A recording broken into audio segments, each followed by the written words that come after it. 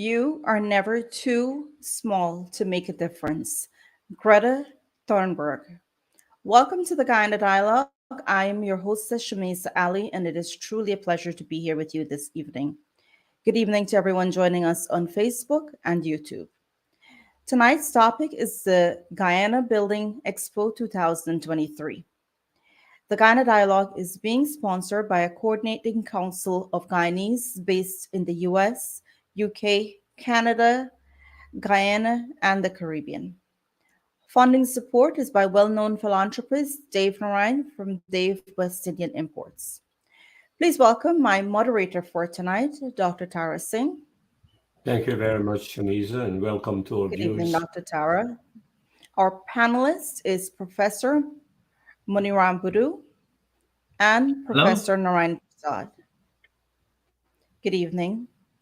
Hey. Our Good evening guest to you. tonight is the Minister of Housing and Water, the Honorable Collin David Croal. Good evening, and thank Good you for evening, having everyone. me. Dr. Tara, please go ahead. Yeah. Thank you very much, Shamisa, and Pleasure. welcome, Honorable Minister, to this program. I know I've been trying to get you, and we had to reschedule you, but I think this is an appropriate time to have you on our program to give an update on the Housing Expo and also to tell us a little more about the status of the housing program in Guyana. But before I start, I wonder if you have any comment on. I know you all are responsible for the community roads. You don't actually build them, but you get Ministry of Health to do it. But you're still responsible for the funding as part of the housing program. And there has been a lot of articles written in local papers about road accidents in the design of these housing projects. What measures are you working with the Ministry of Works to set up speed limits, bumps, etc.?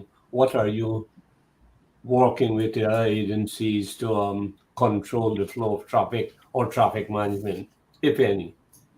All right, good evening. Before I start, Shamiza, let me say that a lot of persons have been asking before what D stands for. So now your listeners know what D is for. Let me say this. First of all, community roads are done basically through three agencies. One, the Ministry of Public Works, the Ministry of Local Government and Regional Development, and of course ourselves, Ministry of Housing. But the responsibility in terms of approval for placement of speed humps in some cases that you call it, and that aspect, it's under the purview of the traffic department. So what will happen from time to time? Let's say you build a road, then that community or maybe the leaders may engage and request a hump, let's say probably in the vicinity of the school or vicinity of the upcoming corner, etc. But that has to have some sort of request and policy in terms from the traffic department. Now, in terms Okay. of the accidents, and if you're alluding to the recent accidents that you have seen, of if you check the locations for those accidents, you'll realize they were mainly on the main roadways, and most of it obviously can be attributed to speeding and etc. And you also have some bit of recklessness taking place on our roadways. So we have more roads are being built, more access to roads are being done. You have a fair bit of those accidents. I mean, quite frankly, in the community level, you don't really see much of those accidents. More happens on the main roads, where there's a possibility of going at a certain speed. But you would have heard His Excellency. I think it was on Monday. I think someone asked him a question following the opening of the National Two Showers Conference, and you would have heard His Excellency addressing the current state and calling and cautioning, whereby we all have to express in our own way, condemning what some of the things that are happening, and secondly, leading by example, and thirdly, We are responsible for ourselves too. It has to start with self responsibility, and that's where it starts. Because at the end of the day, we ought to value our lives, and if you don't value your own life, then you also have to value others. All right, thank you, Minister. Um, Before we go into the Expo 2023, if you can give us a brief rundown on the status of the housing program so far, how many house lots you distributed so far, how many houses you built, how many housing projects you have nationally. Sure. So we have touched the 26,000 mark in terms of allocations, and these are across the various regions. And that is in a good position because when you recognize where we are in terms of our tenure and this current term, we're on track. And then of that 26,000, one can attribute 6,000 to date on the calendar year of 2023. We're talking about 6,000 plus allocations in this current year. And so where we at now, we are very well poised in terms of being able to achieve our target. But it's much, much more than that. It's not just about achieving target. I think I mentioned this at a previous engagement.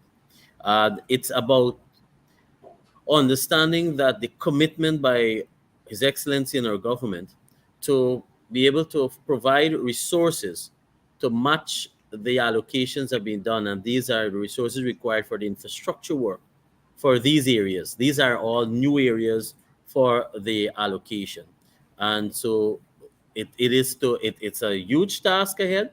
If I use maybe the calendar year of this year of what we expect to spend, we have received a budget of $50 billion. We have committed contracts now more than $50 billion, but of course some of them obviously will flow over into 2024 in terms of their completion timeline. So just to give you a quick update in terms of allocation, when we got into office, by the end of 2020, we were able to complete 2,718.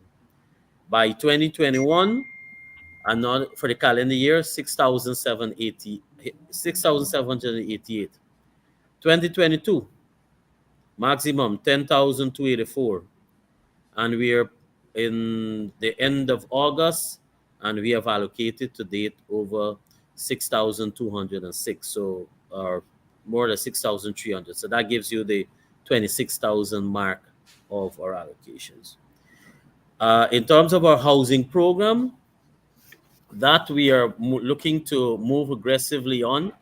We have, I don't, well, let me leave this other comment for the expo when we're talking about the house and expo. But in general, we have over 2,000 plus houses under construction. These are various categories, whether you have the low, you have moderate, and then you also have high income in terms of young professional houses.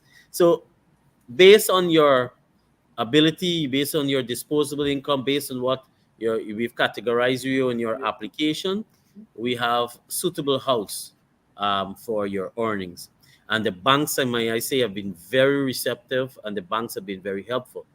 Helpful in the sense that I've, I find in the past what would have happened is that somebody would have engaged a bank, and you would have gotten a response to say no, no or yes, you could qualify, or no. But now they go the extra mile. They go the extra mile of trying to work with you to make you be able to borrow a loan in terms of a mortgage, to be able to pre-qualify you. They go the extra mile to work with you to say this is what you need, give you the advice.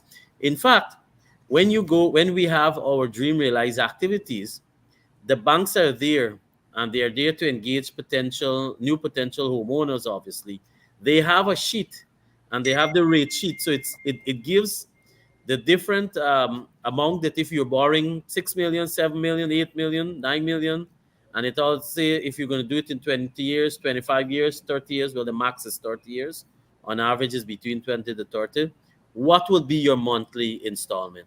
So you can be able to calculate quickly to know that this is my earnings at this time, and yes, I can make it per month. So you don't have to go through that long, bureaucratic process. Mhm. So the banks have been very helpful, and they're tied in with our housing program, whereby once we are signing you, then we send you. You're sent to the bank for pre-qualification, and the once the banks pre-qualify you, and if we have available house, then we allocate you. So you may very well have somebody who pre-qualifies with a bank, and they may put in our social on our social media, or they may put that somewhere else to say that they are still awaiting a house or an allocation of a house from the government. And that is because, yes, we put them in the first stage, and that is to be able to pre-qualify with the bank or the respective bank. But at the same time, you have to wait on the availability from us. Now, we have been encouraging contractors to work with us. I want to make this point. The reason why you may not have had a response in so many contractors be able to build so many houses as fast as we would like is because we have been conscious and in ensuring that the houses remain consistent in their cost, and the cost for those houses are moderate and affordable. So for the young professional houses, for example, that we're building currently, the elevated 3 bedrooms, those are 19.9, if you want to round it off, $20 million. For the flat three, same 3 bedroom, 14.9, or round it off, you call it $50 million. Then you also have, for example, our low income houses, 5.2 million Guyana dollars.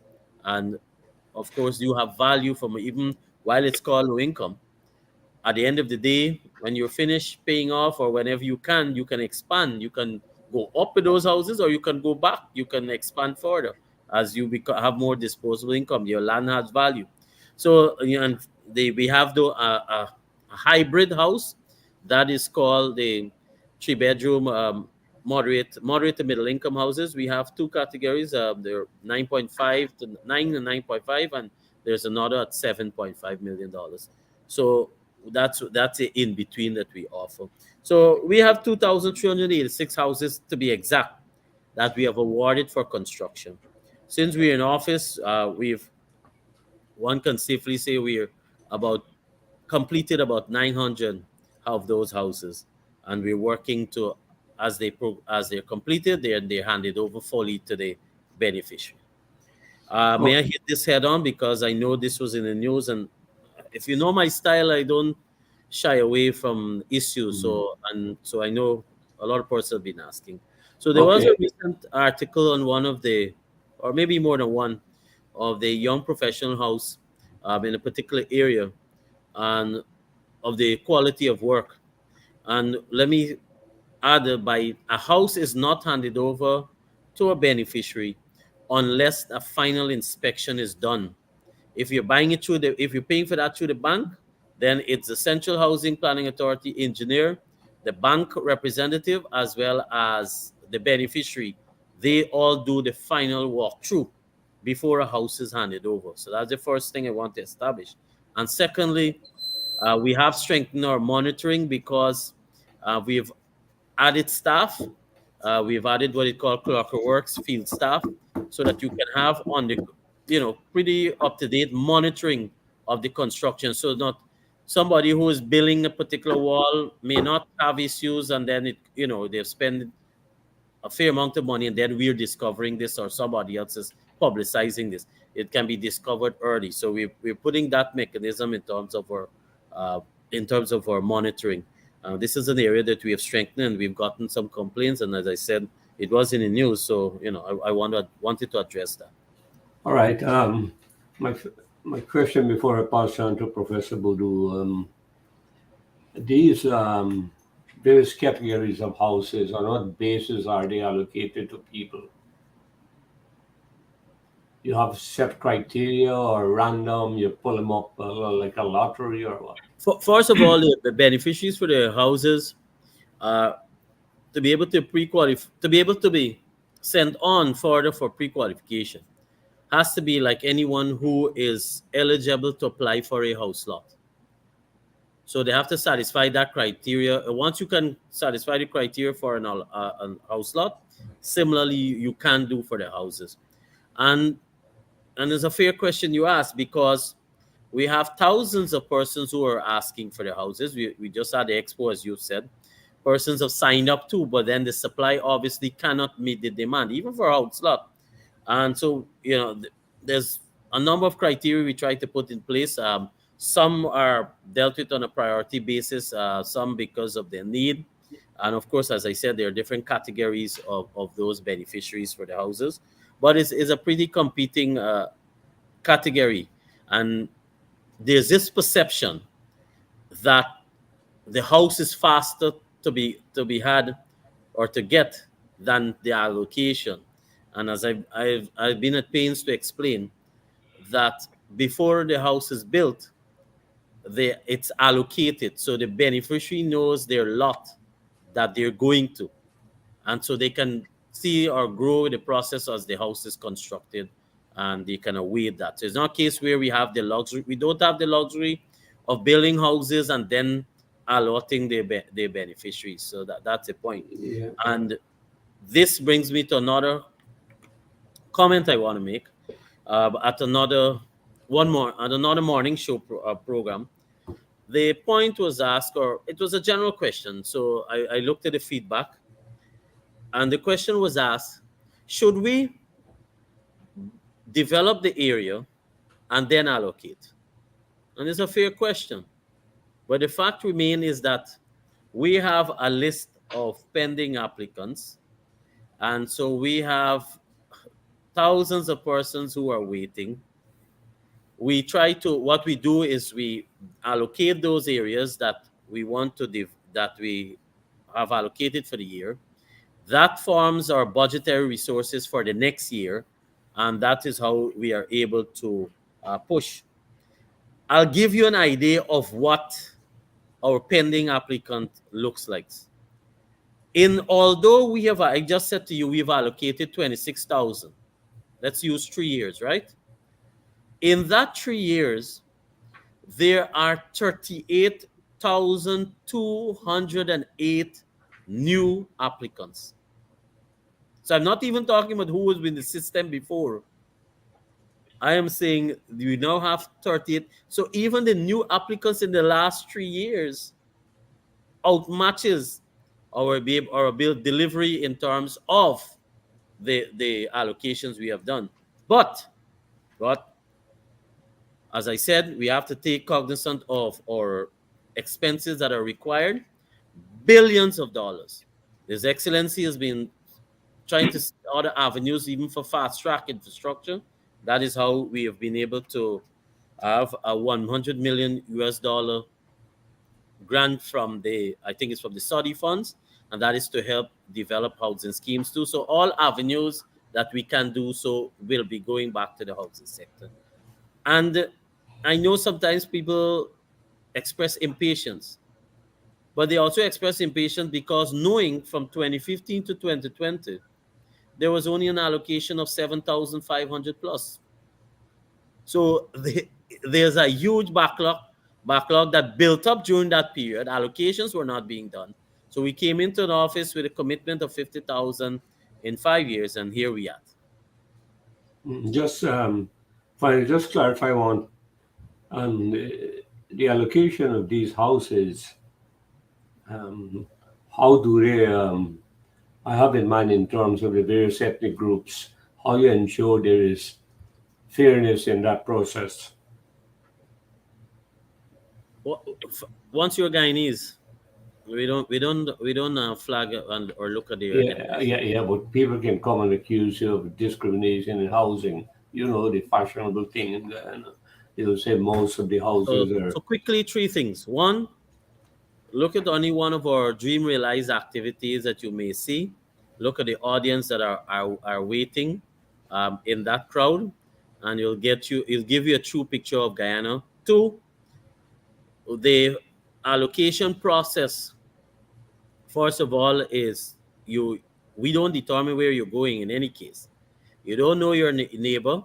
You're pulling from an envelope, and so it's spontaneous where your lot fall. And so we remove any biasness in terms of placement, because sometimes We do have that, people asking, well, what's my neighbor like, because I want to know their texture. And so we do that randomly. We don't look at the what their background is. I mean, I could go back into the system and analyze to say this was what our allocations were, Well, but the reason why I ask you, the dominant political tool of the PNC has been racism and racial discrimination. And in all aspects, they complain about discrimination in scholarships, in housing, in jobs, almost everything they complain about in contracts award. And the only way you can answer these effectively if you get data to show them and others. They are very influential, but just to especially also that's add, there are other things that we try to look at, because you have the social considerations, because as I said, we do have cases that we have to respond to. We also have the population distribution, so in terms of being able to respond. So if one is allocating in region 10, you know what the majority of the population in region 10 looks like. One is allocating in the region 6, you'll have a mix, and that's the reality. One is allocating in region 5 certain sections, you, you will have a bias response. You're allocating in region 2, the majority you will know what the majority is like. So you will have that, but it's not deliberate. It's based on, as I said, pending applicants. And the other thing is, we go back into our system. So this is my other, I said 3, so this is the third one I want to mention. We go back into our system and we also pull applicants. So you're going back into, these are persons who are awaiting applications. And as I said, once you're Guyanese and you have not benefited from our program, then obviously you can be able to fairly apply for a house lot. okay. I want to pass on to Professor Buru, who is by profession a civil engineer. He is a professor of engineering in Arizona. Professor Buru, your question to Minister Kroll.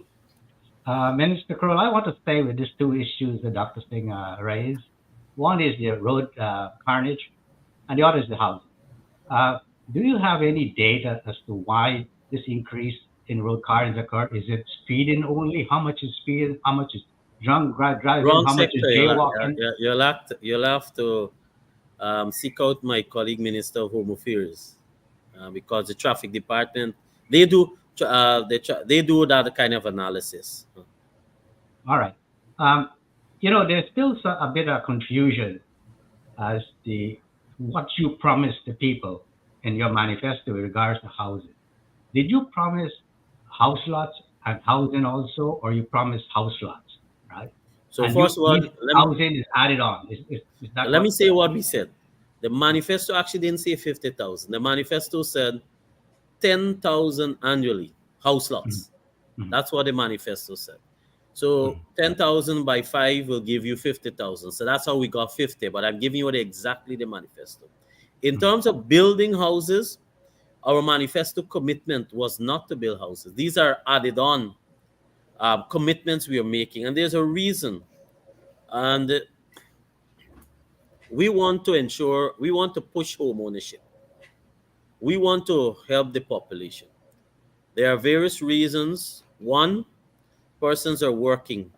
They may not have the time to be able to go through the hassle of buying materials, dealing with contractors, having time to go and monitor, because you also have your daily lives. Two is that it helps, it fast track, because sometimes people have received their lot and they just need a little push to start building. They're waiting on this perfect scenario before they start, right? First of all, they take forever to want to decide on the size of the house, so they're changing the plan. Now, this is the reality. This is what goes through the mind of some persons. So we want to push. It helps in decreasing the aspect where we talk about empty lots, etc. And it's also a win-win. When we have our housing program, it actually is beyond helping the economy. All sectors benefit. So, for example, in the housing program, first of all, employment. Go into any one of our housing schemes and you see the diversity of the persons employed and various skill set. The studies will show you, and you on this, and I'm sure I think you saw the diaspora forum, where mention was made, there will come a time or the necessity to look at additional labor force. That is because with the demand that we have, and we're just talking housing here tonight, right? We're not even discussing governments, other sectors of construction. So the demand for how the labor force for housing, you have government housing, you have individuals who are constructing their own homes, and then you also have persons. This is a category we forget sometimes. They now have more income and they can afford it, or they probably have saved up a little, or maybe their family sent some money. They want to expand their house. They want to enclose the downstairs. So that's another sector. Or you want to change your front. So you have different designs now. You have different types of, you're exposed to different types of construction materials. So you want to change how the aesthetics, how the house looks. That's another type of construction that is taking place too. And obviously, as our country changes and the income become the disposable income for our citizens increase, obviously it means we will want to do more for ourselves, because you'll build a better fence instead of using a chain link. You'll probably have a fancy concrete fence. These are the sort of decisions you make when you have more disposable income. And so you have, in addition to employment, you have the transportation sector. Reason why you have so many accidents with trucks on the East Bank is because also then you have to look at the average. The trucks have increased because of the amount of construction that is taking place. We have a huge demand for material, sand. Let's use sand and loam that is required for all 4 lanes. You have the 4 lane that is being constructed for under the Ministry of Public Works, and that is for the Ogle to Eccles in the first phase, and then onwards eventually to Soesdijk to Mary. So that's another bypass for the East Bank. That requires a lot of material aggregates. So you have that. You have our new areas, new schemes that I said that we're developing. A lot of new schemes, and these are virgin land. These were former sugarcane land. These were lands that were used for other purposes. And as we go inward, and let me use the East Bank as an example. As we go inward on the East Bank, we're getting close. We're getting to what we call the wetlands. And so the lands require, it's the soil type obviously is much softer, so you have to do digging out and put more materials. So there's a huge demand for materials. So the transportation sector benefits because when you have to buy other materials, you have to the transportation.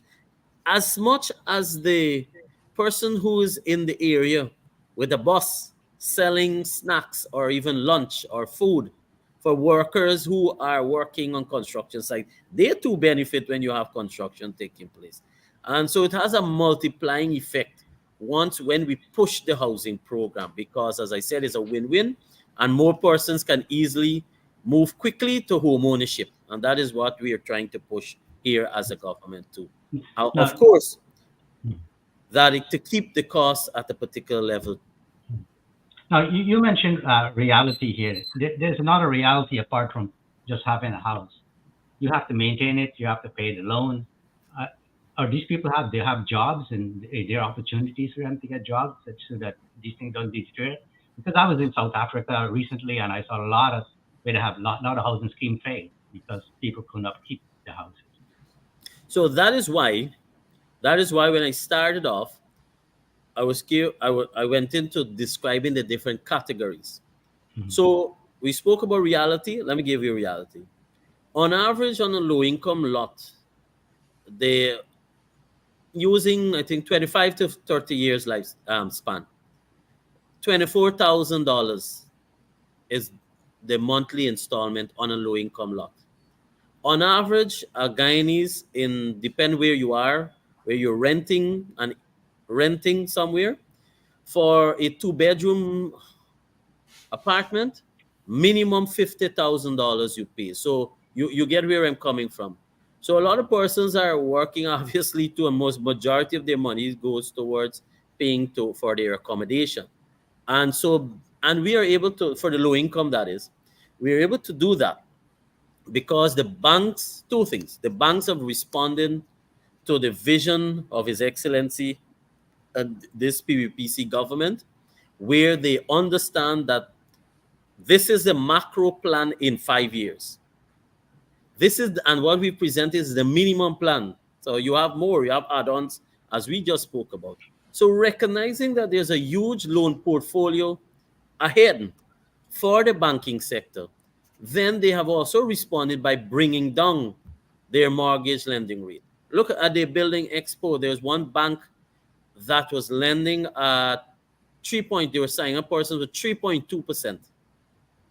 On average, the low income rate when we got into office was about 6%. I'm rounding off for you here. Was about 6%. Now the low income mortgage lending rate is 3 point something. Well, it will vary in terms of bank, but I'm giving you the average now, right now. So it has come down 3% in 3 years. That has obviously must make a huge difference to any potential homeowner or any borrower for mortgage. Yeah. Well, I have two more questions before I pass it on to Professor Narayan. I understand that the government is building a new city called Silica City. Is this a smart city? So it will be hybrid. In the overall intention is to have is for it to become a smart city, but of course, in doing that, we take into consideration the local reality where we have started. So there are different sections, and the intention is to have a smart city, to have a smart as well as a green city, both. In the sense, I might sound like a repeating, but when we say smart, smart in technology and smart in terms of green. And so you will have the type of internet interconnecting within the Silica City in its entirety of not too much of fossil fuel type vehicles and so forth. Those are the long term what we intend. Where we are starting now is that immediately we are clearing a portion of land to construct some houses, because we also have to start the pull factor. You have, to create that environment. That's another area of settlement that we're establishing. While at the same time, on the Suzdijk Highway, we are addressing the issues on the Suzdijk Highway, because over the years, persons have taken up occupancy on lands that they may not have owned. And these are not one sector of the population, and this is not from one region. These are persons from all over the country. So we are addressing that on a macro level in terms of the highway, and then to integrate them also as part of the process. So there's going to be opportunities for employment for persons right on the highway, etc. Yeah. So we're starting off with the first set of houses in the Silica City. Yeah. I have been researching smart city for the last 10 years. In particular, why most of them fail, because they spend billions of dollars having some of the who and who in the industry, and they fail miserably. But I was trying to find information on Silica City. So I went to your website, I went to DPI, contacted people from your office. So far, I've failed to get the information. So if you could help me find that information, I'll appreciate it. So 2 comments. And our president's specialization is urban planning, right? Yes. And so he's mindful in terms of what you've just mentioned. We're also mindful of that, because you don't want to put yourself in a scenario, and this is what you'll not find this government doing, of investing, well, you have to say billions of dollars here, and just, it will have partnership, it will have public-private, it will have private sector, it will have hybrid, and we're cognizant of that. In terms of what you're asking about, the concept, we already have a concept, and I can share that with you. We have a concept of what the Silica City will be like. We have not finalized all the puzzles in terms of what we know what we want out of the Silica City. When I say we have not finalized who is going where on what spot. You get my point. We are fine. That is work in progress, but we know we have the concept of, like, for example, the innovation city, the innovative part of the Silica City. So you'll have the technological aspect section, etc. So we have all of that. We already have the concept. We have serious persons who are willing to work with us. We have proposals that persons have already, or international companies have already submitted proposals. So all of these are being reviewed so that as we put together and have the complete city. But as I said, we are starting with some of the houses immediately. Yeah, the last question is, what were the purposes of this Housing Expo 23, and were these purposes achieved? Absolutely. Absolutely. And I'll tell you why just now. So here, and that is why we're careful, because there are a lot of persons who are asking to be part of the exhibitors. And we wanted it to be for what it was, and that is for building expo in the sense of showcasing our country, showcasing construction, building innovative technologies in this sector. That is what we wanted to showcase. And yes, we have achieved that objective. I've I took time this time because last expo, because you're there all around, with so many activities. I didn't necessarily spend enough time speaking with exhibitors. This time, what I did, I went early in the day where we're there all the time, but speaking to exhibitors, getting their feedback, and they all have expressed their pleasure and satisfaction from the response from this expo. And that is two things. One, what we wanted was for persons to acquaint or affair themselves of what we have out there, companies that are out there that may be relevant or what of their interest.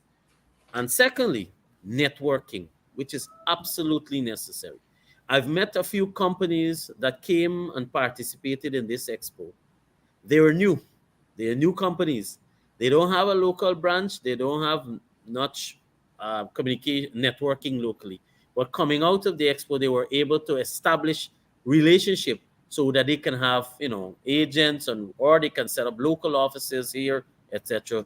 Just because they were using the expo as a feeler for this type of the industry. And building and construction, there's always new technology, Mhm. and that's a consumer choice, and that's what makes this sector beautiful, in the sense that there's always a consumer choice. So people have a preference of a particular product, particular service, etc. So it, from all intents and purposes, was very successful. We had, and this I'm referring to, are people who paid or paid. We there was most of the period where we charge a nominal fee into administrative in terms of at the gate, and we had about 50, close to 50,000 persons who paid Mhm. or bought a ticket and went into the expo. I'm not here now, and now I'm not talking about persons who came with passes, came with other purposes, etc. So one can easily summarize that close to 100,000 at least would have traversed that the 4 days of the International Building Expo. And we had there various categories of persons participating. It was not just persons in the construction sector or persons who were supplying hardware, but you also had we saw architecture companies. We saw companies who will be able to do 3D design, because as I said to you, this is we're getting on to the modern Guyana, and the modern Guyana will also see, not just at governmental level, but company level, investors level, companies who are setting up their head offices here, building offices. They will want to build modern buildings, and so we saw a lot of those sort of companies offering their service. So you had a real estate represented, furniture, construction, even logging, because you have to know wood. Wood is never out of style. That's the beauty of any house, right? And to have the wood, and you know the right type of wood. I even saw so we had as I said, architectural design and construction companies. There are a number of developers that also participated. So there's a new taste of most of new taste here, but it's not new to you. And so you have expats who are coming. You have a lot of Guyanese who are coming back home.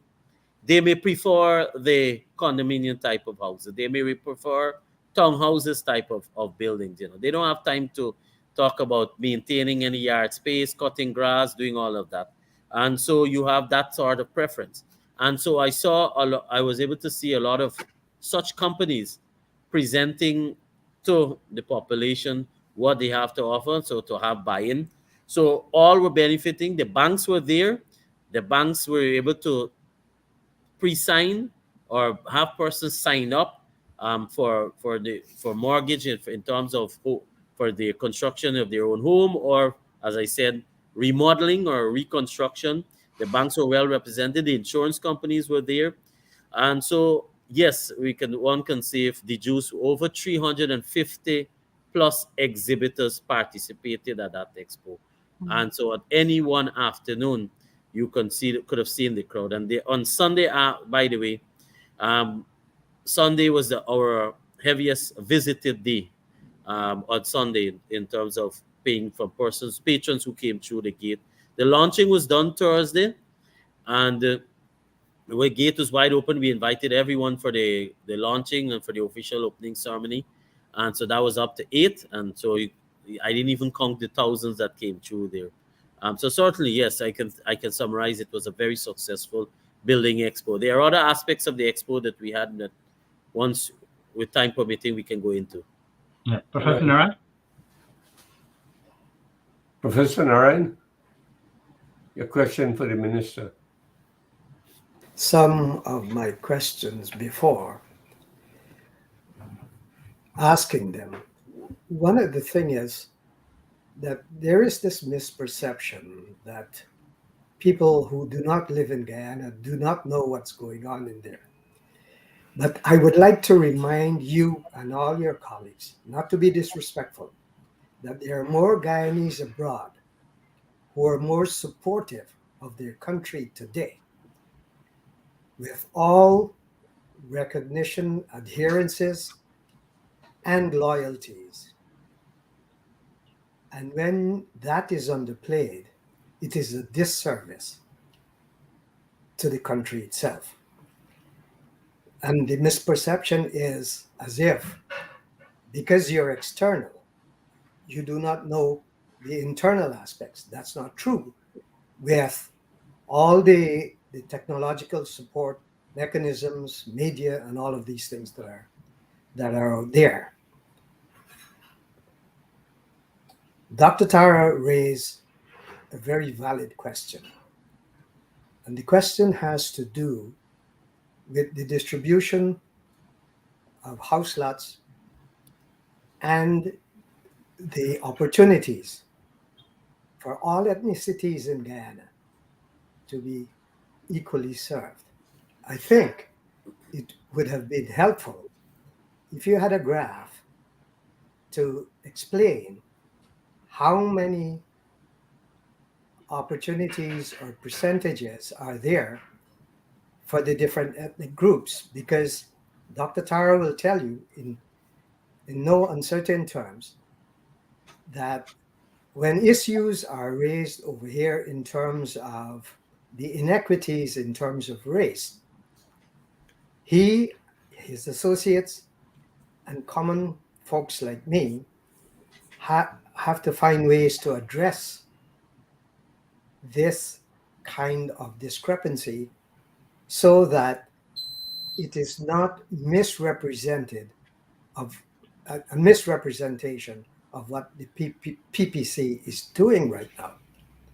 How can you help us in this regard to really make it known on a more universal scale that the patterns of discrimination are not what the PPC is being accused of at this time, especially in housing?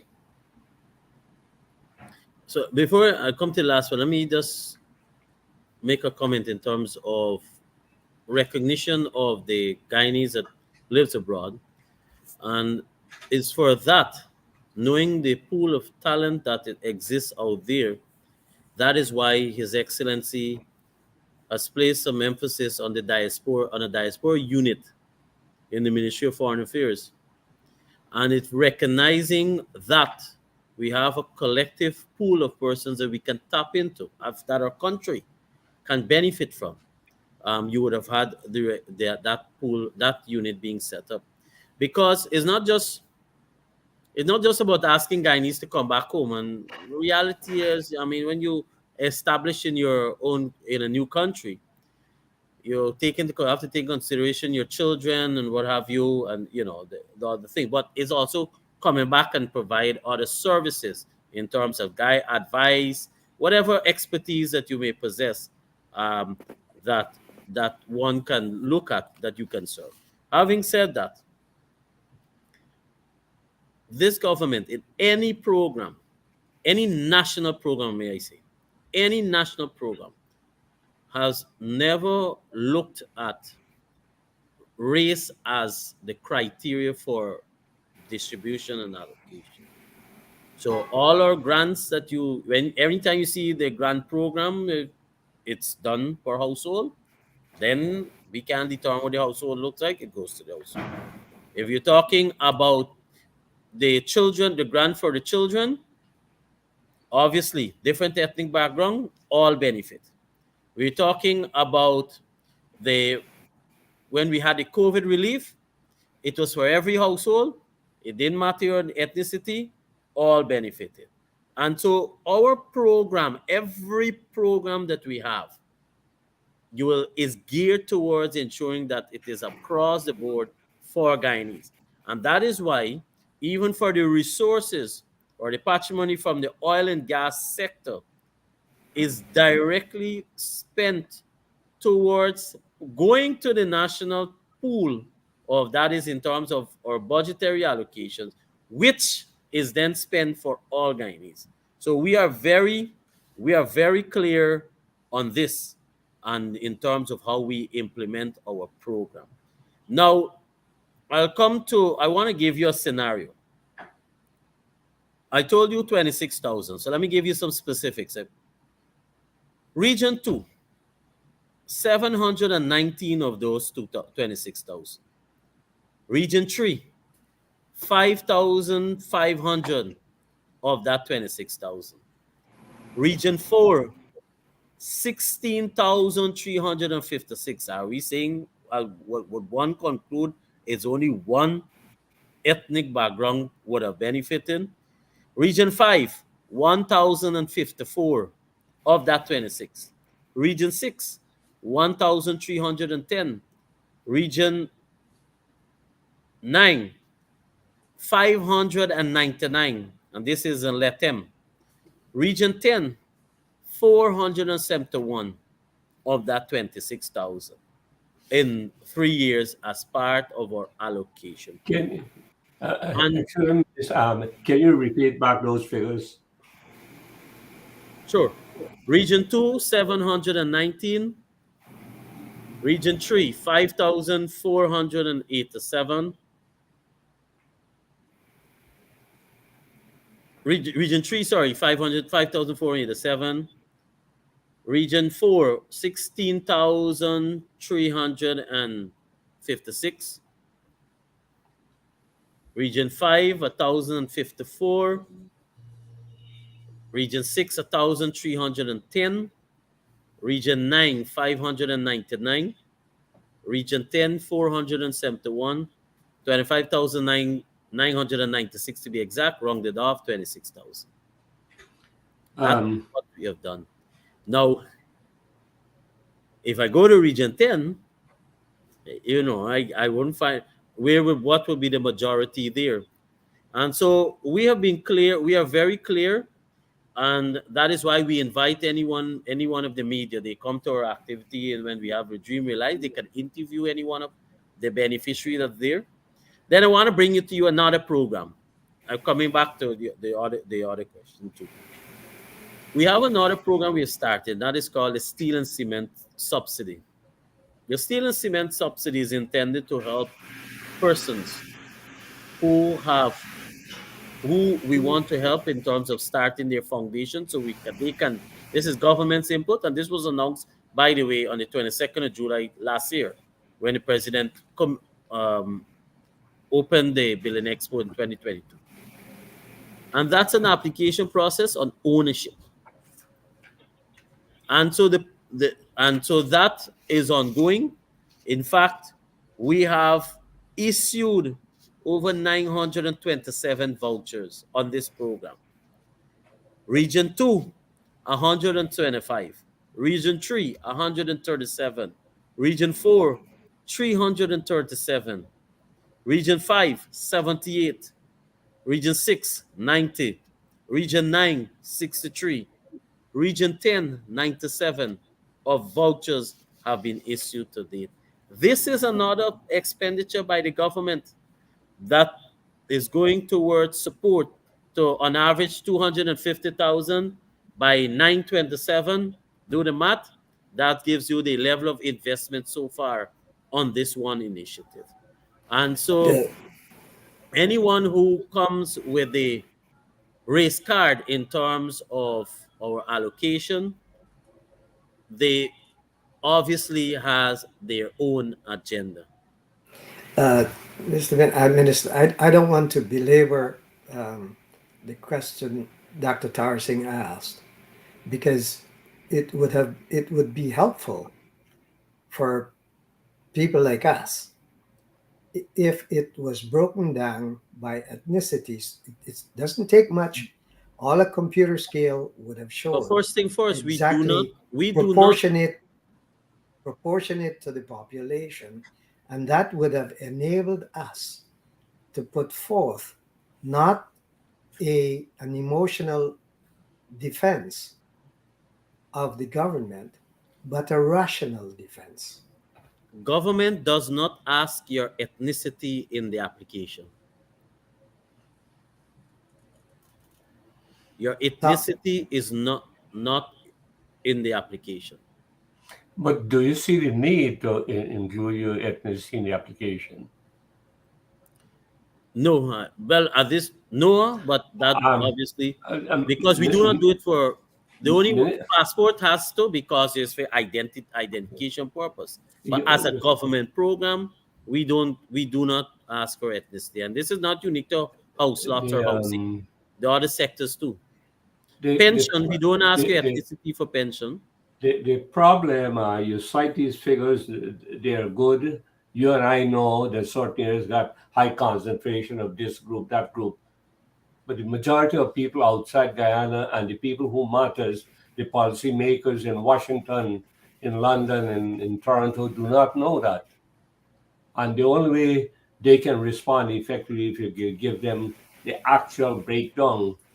I mean, ethnic diversity is a very important subject, and fairness is America all. And if we don't have data, no matter what we tell them, that is why the PMC continue to hammer this race thing, and the PP cannot respond to it effectively. I've raised this up several times with the president and VP as well.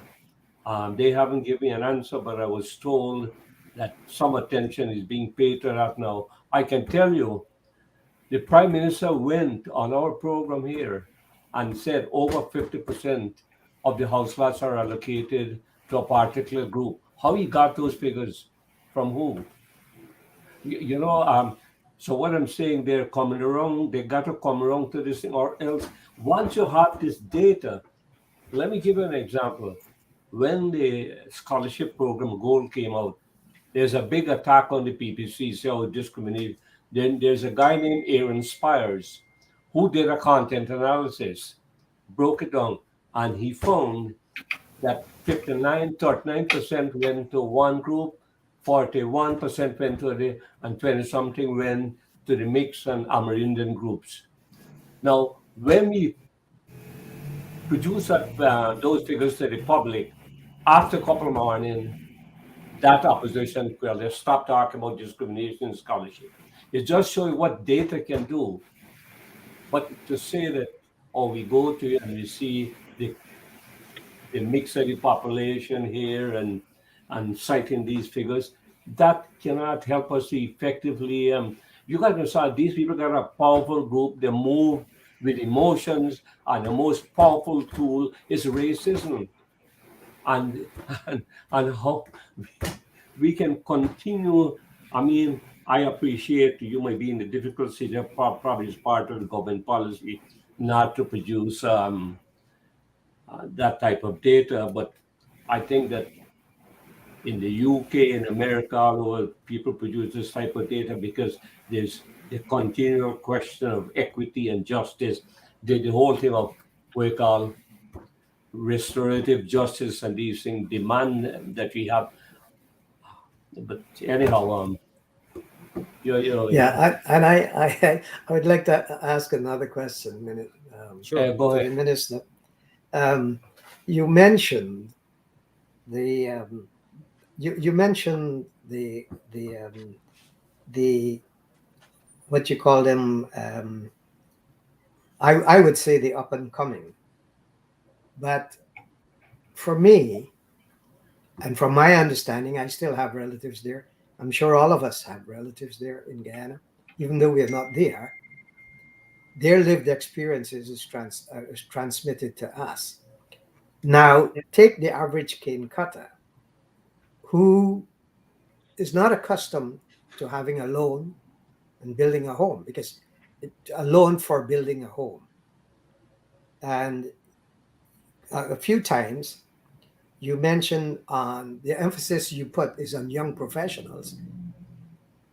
I would have loved to hear you talk about the people who are seasonal workers and people who have, these are the seasonal workers with 5 to 7 children in a household and cannot afford to take a loan, even because loans were unheard of, because there is a cultural shift, there is a cultural lag, as we say, that the culture does not catch up with the modernization aspect of the society, which are the material aspect, to put it more precisely. So, how do you go about explaining to the average laborer, the cane cutter, that he or she would not be sanctioned, negatively sanctioned, even if they acquire a loan in building a home? So first of all, you have to be in touch with the reality here. As I mentioned before, the banks of the past and the banks, the way how the banks handle it now, totally different. So it's not geared just to persons in the formal, not necessarily formal, but person who receive a pay slip versus a pay slip per month. That's the traditional way. For low income, the banks go way beyond that. And so a person who is driving a taxi, somebody who is self-employed with necessary affidavit, etc., are able and easily able to acquire a low income mortgage loan. It's much more easily had. The banks are not resistant to that development. And I want to make that clear. So for persons who may be working, as you mentioned, the sugar industry, and they, they get based on their performance, some it can fluctuate, right? Obviously. Mhm. But once they show that, yes, I'm working there, the banks are responsive, very responsive. And we do this all the time. I know this for a fact because we're in touch with them. And they're welcoming. The banks itself has liquidity. That's the other thing. They have liquidity. But of course they wouldn't lend without some surety. But the fact is they are very responsive to the self-employed or persons who are earning particular level. I'll give you another example. There's now we call the part-time workers. So those are persons who are receiving, I think, 40,000. I've seen persons in that regard able to pre-qualify and to qualify as a low income. All that is required is somebody to say, with surety that yes, I support, and that's fine, and they move ahead. But so it is responsive, and that is the way we're going. In terms of government's program, you see, we haven't reached to that level where you can find that we're just building houses across the board and then you're distributing that. It has to have a return on to cover the cost. I don't want to say return on investment, but return to cover the cost. And that's a reality. And we're ensuring that the low income houses, and that is why I said we are consistent. We have not raised the cost for the houses for the low income and the moderate income since we're in office. It's been consistent, despite you would have had increase in cost of materials. We have not. And that's deliberate, and the president has been deliberate in ensuring and always following up and asking, because he pays particular attention to the housing sector, because this is one sector that the PVPC government takes pride in.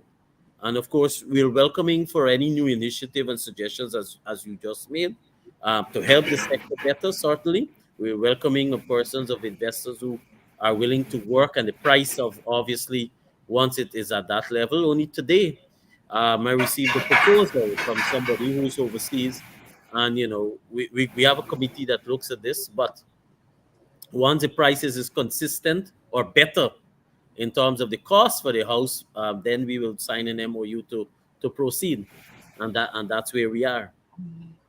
We Okay. also have, Professor, we also have to understand that all of this is happening, but we're moving from an inactivity to all of this happening for this sector, and no doubt, as more resources become available for our country, you will find other announcements and initiatives that will have much more, put it this way, free benefit for our citizens. Okay. Mr. Minister, I appreciate your frankness, but it will help us, people like Dr. Tarzing, Dr. Guru, and all of us, that whenever we are confronted with what some people refer to as the Guyanese dilemma, that we should be well informed to not only respond to the accusations, but to be able to defend it with a certain degree of legitimacy. It will help us. You see, because as Dr. Tarasing mentioned, and I support him totally on this point, is that the perspective within and the perspective without. So we have to balance the two, and it will help us tremendously if we can speak in specific terms, because that is what legitimizes our responses. And I hope you can appreciate that. And as an added, I get you, and as an added point, that's why at our activities we've added what is called testimony.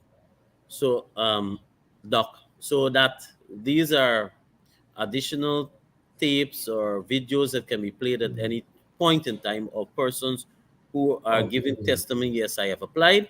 I've waited so many years. I've gone through the process, and I'm now today a beneficiary. So I can start sharing some of those with Doc Okay. as he so All desires. right. I know we just passed the time. Just in a minute or two, Time flies here. if you can also just to give us a quick rundown on the water situation, progress in the water Sure. sector. Sure. So in terms of water, so I'll start with what we have ongoing throughout the week. We have, this is the week of where the national Tushals are meeting. Today signals, or tomorrow signals, month recognition for our Amerindian brothers and sisters. So Amerindian month, which was started by Dr. Chetty, by the way, that starts tomorrow, and then September is also Education Month. So for Hinterland, we're on track. When we started, let me give you quickly the investment. When we started in 2020, the coverage to Hinterland was about 45%. And we've increased that every year. By now, we are about 75% access, and by the end of this year, we are going to be about 83. Our aim is to have 100% access in the hinterland by 2025.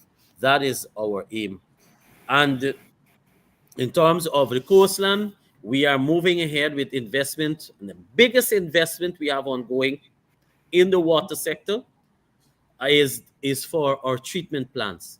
So when you come home, by the end of 2024, middle 2025 latest, you will not be complaining about the water that is coming through your tap on the coastline. we are investing in ensuring that we have 100% treated water delivered to households on the coastline. And when I say coastline, I mean regions 2 to 6. That's where majority of the population lie. So we have 7 treatment plants right now that we have. Our contracts are ongoing, and with that is also the raising the level of service. So the additional well, the water goes to the treatment plant, and then we distribute to the network through the treatment plants.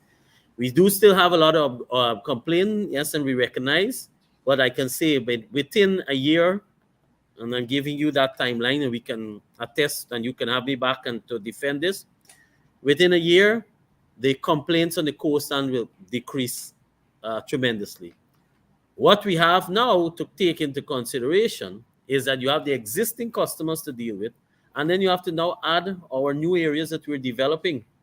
So our new areas in Region 2, 2 new areas, Charity on the naming, Region 3, a number of new areas, Region 4, of course, East Coast, East Bank, Region 5, Region 6, we have new areas that are on stream, and then we have still to come Molson Creek, by the way, for Barbadian. So we are planning a housing development there on Molson Creek, because coming on stream will be the bridge. So this is our vision. Mm-hmm. So we'll develop housing scheme there. So you have new schemes that we have to cater for, and this is added investment.